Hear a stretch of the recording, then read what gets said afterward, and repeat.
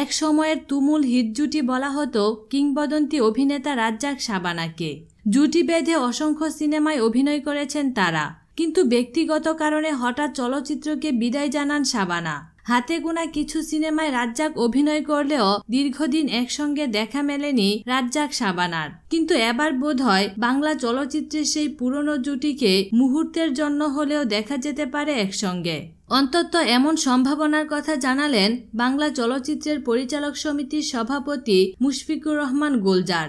মঙ্গলবার দুপুরে এফডিসিতে মুক্তিযুদ্ধের প্রথম চলচ্চিত্র ওরা 11 জনের শিল্পী কলাকৌশলীদের সংবর্ধনা ও অন্যান্য কর্মসূচি প্রসঙ্গে আয়োজিত এক সংবাদ সম্মেলনে এমনই কথা জানালেন তিনি।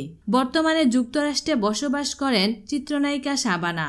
শোনা যাচ্ছে গতকাল সোমবার ঢাকায় এসেছেন তিনি।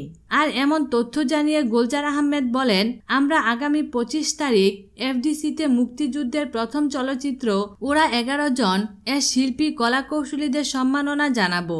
যেহেতু শাবানা ঢাকায় এসেছেন বলে শুনেছি, আমরা তার সঙ্গে যোগাযোগ করে এফডিসিতে এই সম্মাননা প্রদান অনুষ্ঠানে আসতে বলবো, যেহেতু তিনি এই ছবির একজন অভিনয় শিল্পী। এর আগে একই কারণে চিত্রনায়ক রাজ্জাকের উপস্থিতি থাকার বিষয়টি নিয়েও কথা বলেন গুলজার।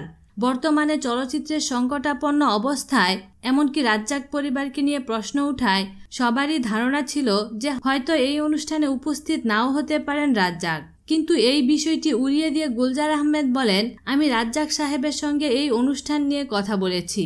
উনি এফডিসিতে আসবেন বলে আমাকে কথা দিয়েছেন। শেষ পর্যন্ত ওরা 11 জনের সংবর্ধনা অনুষ্ঠানে যদি রাজ্জাক ও শাবানা উপস্থিত হয়েই যান, তাহলে নিঃসন্দেহে এদিন সবার আগ্রহের কেন্দ্রবিন্দুতে থাকবে চিরায়ত বাংলা সিনেমার এই সফল জুটির দিকে।